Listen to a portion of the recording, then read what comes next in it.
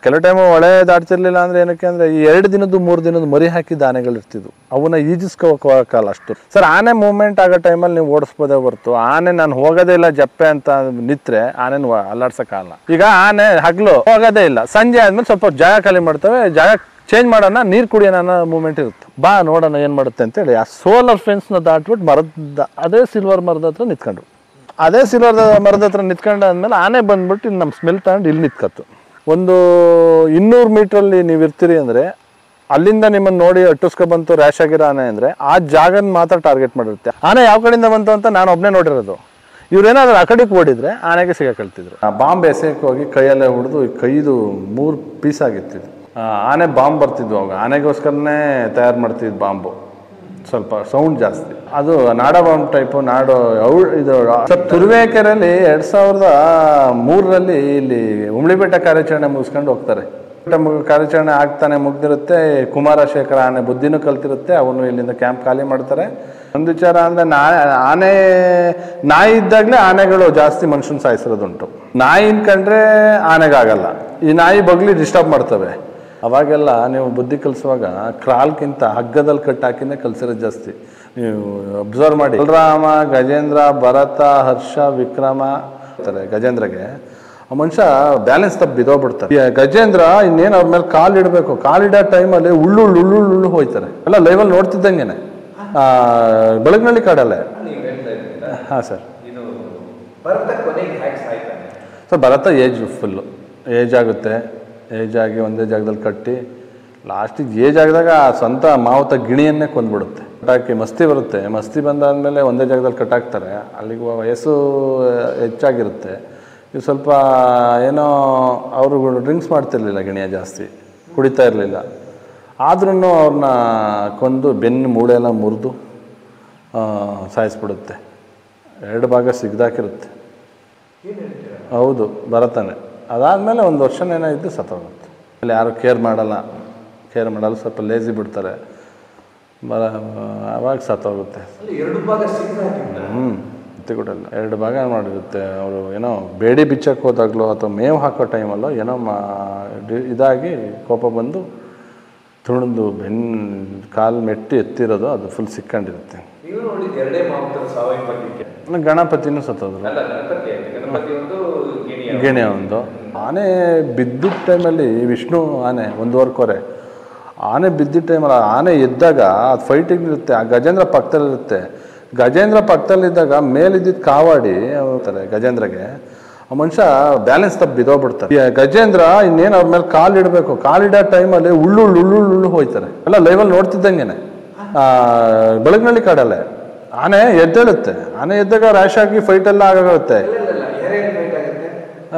ಆನೆ ಎದ್ದೇಳುತ್ತಿದ್ದವು ವಿಷ್ಣು ಎದ್ದಾಗ ಅರ್ಜುನ ಗಜೇಂದ್ರ ಎಲ್ಲ ಒಟ್ಟಿಗೆ ಇರ್ತವೆ. ಎದ್ದು ಎಳೆದಾಡುತ್ತಲ್ಲ, ಎಳೆದಾಡಿದಾಗ ಅರ್ಜುನನ ಫೈಟಿಗೆ ಬಿಡ್ತಾರೆ.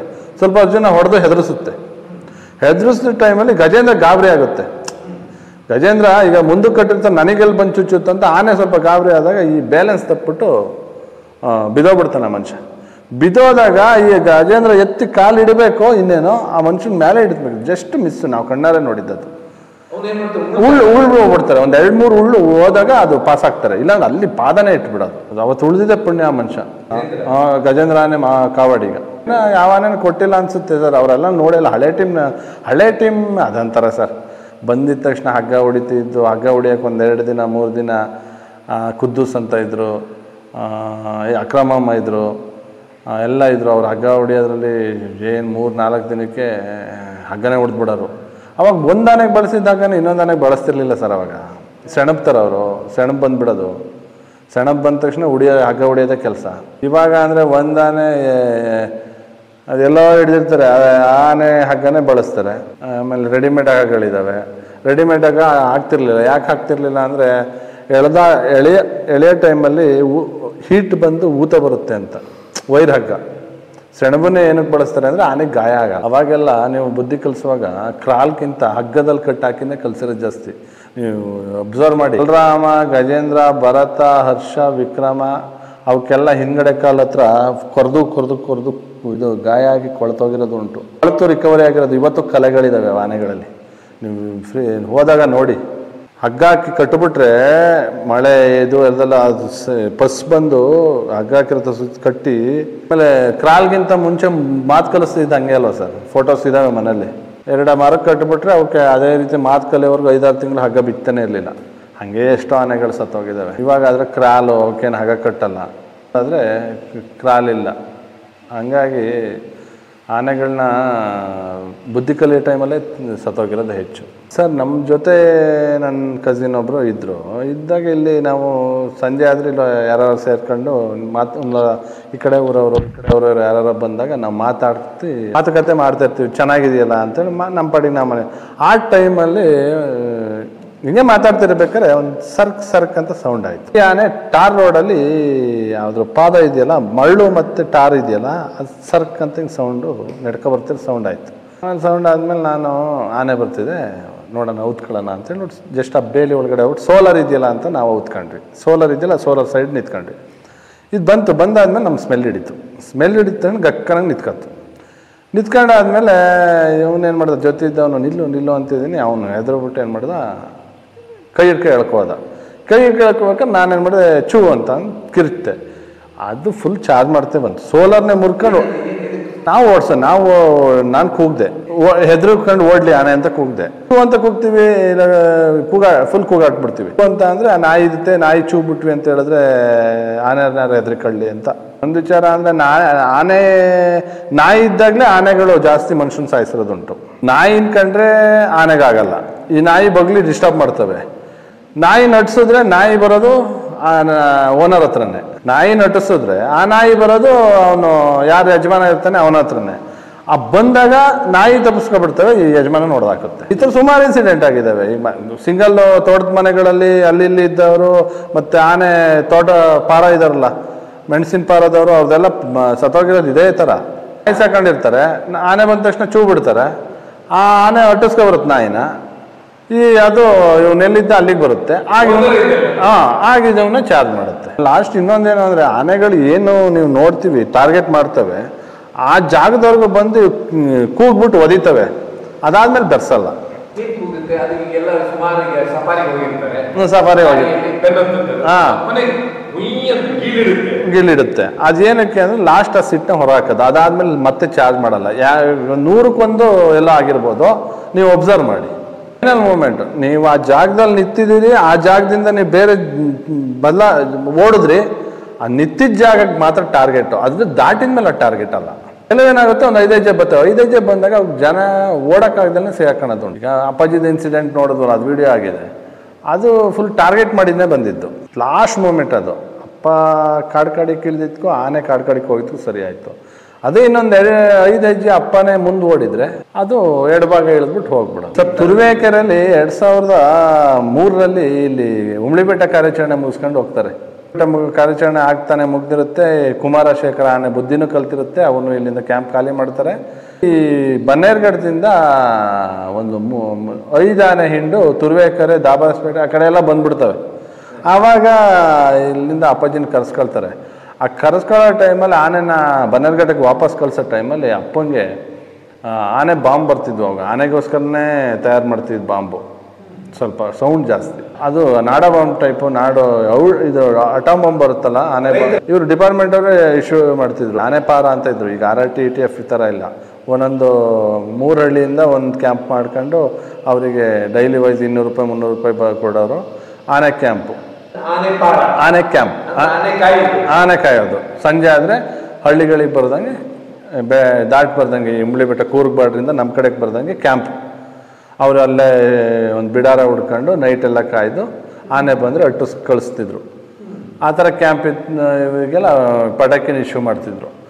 ಈ ಅಪ್ಪಾಜಿ ಅವರು ಅಲ್ಲಿಗೆ ಹೋದಾಗ ಬಾಂಬ್ ಎಸೆಯಕ್ಕೆ ಹೋಗಿ ಕೈಯಲ್ಲೇ ಹೊಡೆದು ಕೈದು 3 ಪೀಸ್ ಆಗಿತ್ತು. ಕೈ 3 ಪೀಸ್ ಆಗಿತ್ತು. ಆವಾಗ ಅಲ್ಲಿ ಫುಲ್ ಹೊಲಿಗೆ ಹಾಕಿ ಇದು ಮಾಡೋರು. ಅಂತೂ ಬಿಡದೇ ಆನೆನ ಬನ್ನೇರ್ಘಟ್ಟಕ್ಕೆ ಫ್ರೀ ಫಾರೆಸ್ಟಿಗೆ ಓಡಿಸಿ ಬಂದಿದ್ರು. ಇವರೇ ಎಸಿತಿದ್ರು, ಅಪ್ಪನೇ ಉಡಿಸ್ತಿದ್ರು. ಇಲ್ಲಿ ಆನೆ ಪಾರ ಇದ್ದಾಗ ಒಂದೊಂದು ಜಂಕ್ಷನಲ್ಲಿ ಒಂದೊಂದು ಕ್ಯಾಂಪ್ ಇಡೋರು ಸರ್. ಧೈರ್ಯವಾಗಿರೋರು ಆನೆನ್ನ ನೋಡಿದ್ರೆ ಹೆದರ್ತಾನೆ ಒಂದು ಆನೆ ನಿಮ್ಗೆ ಇಲ್ಲಿ ಬ್ಯಾಕ್ ಸೈಡ್ ಅವತ್ತು ಓಡಿ ಬರುತ್ತೆ ಸರ್. ಇದೇ ಮೋರಿ ಮೇಲೆ ನಾವು ಅವತ್ತು ಕೂತಿದ್ದು, ಇದೇ ಮೋರಿ ಮೇಲೆ ಕೂತ್ಕೊಂಡು ಮಾತಾಡ್ತಾ ಇದ್ವಿ. ಜಸ್ಟ್ ಮಾತಾಡ್ಕೊಂಡು ನಾನು 4-5 ಜನ ಇದ್ವಿ. ಒಂದೇ ಸಲ ಆನೆ ಅಂದಿದ್ರೆ ಆನೆ ಈ ಕಡೆ ಬಂತು ಅಂತ ಈ ಕಡೆ ಓಡಿದ್ರೆ ಆನೆಗೆ ಸಿಗಕಳ್ತು. ನಾನೇನು ಮಾಡಿದೆ, ಮೆಲ್ಲ ಎದ್ದುಬಿಟ್ಟು ಇಲ್ಲಿ ನಿಂತ್ಕೊಬಿಟ್ಟು ಹಿಂದೆ ಆನೆ ಬರ್ತಿದ್ದೆ ಬನ್ನಿ ಅಂತೆ.